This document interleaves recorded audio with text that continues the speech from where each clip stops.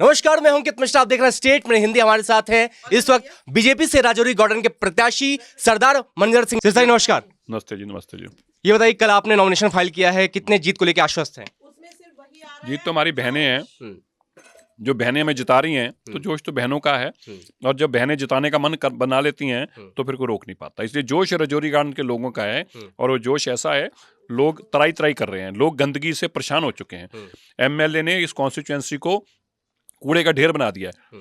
हर गली पे गटर बना दिया है, हर गली के ऊपर कूड़ादान खड़ा है।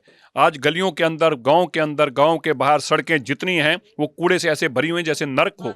इसलिए दिल्ली के लोग अब चाहते हैं कि राजौरी गार्डन के लोग चाहते हैं कि हम इस आम आदमी पार्टी छुटकारा पाएं, और दिल्ली के साथ साथ राजौरी गार्डन के लोग चाहते हैं कि जो चंदेला परिवार है उससे छुटकारा मिले। हमारे गंदे गलियों में जो पानी आ रहा है, हमारे नल में जल की जगह गटर का पानी आ रहा है, और गर्मियों में तो पानी आता ही नहीं है, और बिल इतने इतने बड़े थमा दिए गए हैं, और उसके साथ साथ बिजली का बिल हजारों रुपए आ रहा है। इसलिए आम आदमी पार्टी से लोग त्राई त्राई कर चुके हैं और इसको बदलना चाहते हैं। ये बताइए, दिल्ली चुनाव में सबसे बड़ा मुद्दा क्या है सिरसा जी? देखिए, सबसे बड़ा मुद्दा तो ये है कि गंदा पानी, गंदी सड़कें, सांस बच्चों को आ नहीं रहा, और झूठा आदमी 100 करोड़ का शीश महल बना के बैठ गया और कहता मुझे एलजी काम नहीं करने देता। जब तो इस बेटी का काम होगा, इस बहन को घर बना के देना होगा, तब तो कहेगा एलजी बनाने नहीं देता। लेकिन जब अपना घर बनाना है तो बनता है। और सबसे बड़ा इसके साथ साथ है, जो आम आदमी पार्टी के आने के बाद गली गली में नशा आ गया है।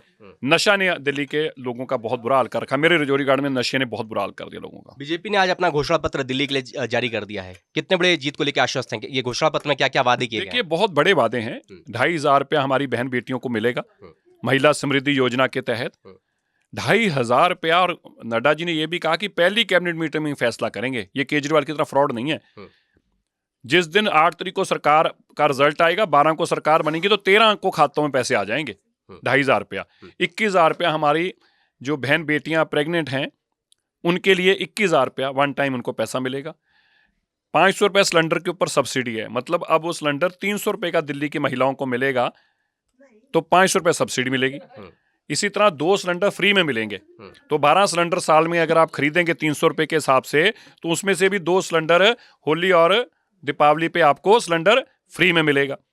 और इसी तरह 5 रुपये में खाना मिलेगा। अटल रसोई बनाने जा रहे हैं हम, जिसमें जरूरतमंद लोगों को केवल 5 रुपये में खाना मिलेगा।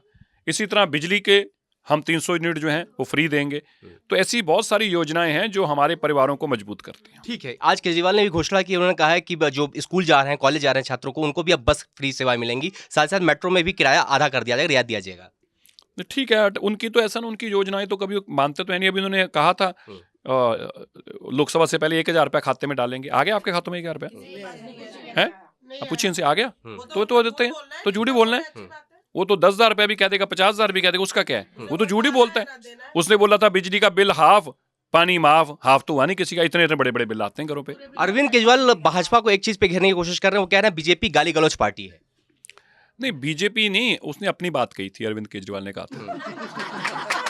तो ये बताइए, बीजेपी पूर्वांचलियों को लेकर के आप पर को घेरने की कोशिश में, वो जाट आंदोलन पे, आरक्षण पे घेरने की कोशिश में, क्या इस बार क्या पूर्वांचलियों का मुद्दा कितना अहम है? नहीं, पूर्वांचलियों को मुद्दा अहम है।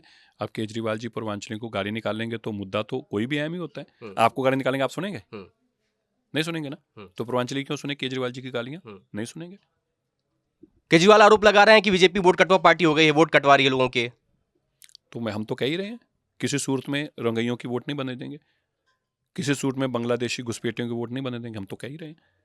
अरविंद केजरीवाल बताएं ना, वो क्यों कटवाना नहीं चाहते? वो बताएं ना, वो रोहिंग्या मुसलमानों को दिल्ली में क्यों लाना चाहते हैं? उनका क्या प्यार है, वो बताएं ना। और क्यों वो बांग्लादेशी घुसपैठियों को दिल्ली में लाना चाहते हैं, वो बताएं ना, कारण तो बताएं।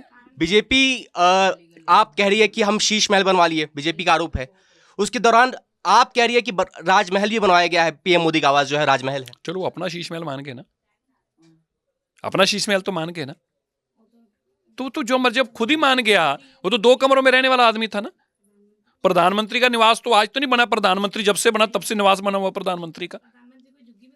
जीत के लिए कितने आश्वस्त हैं इस बार? लोगों के आश्वस्त है। लोग चाहते हैं इस बार आम आदमी पार्टी को भगाना और भाजपा को लाना। महिलाओं का सम्मान मिलेगा और आशीर्वाद मिलेगा। जिस महिला को 2,500 रुपया खाते मिलेगा, उसका आशीर्वाद तो पक्का मिलेगा। तो ये बताइए, इस बार बीजेपी कितनी सीट आ सकती है सर? अब ये जो योजना आज नड्डा जी ने कही है, उसके बाद मुझे लगता है 60 सीटें आ सकती हैं आराम से।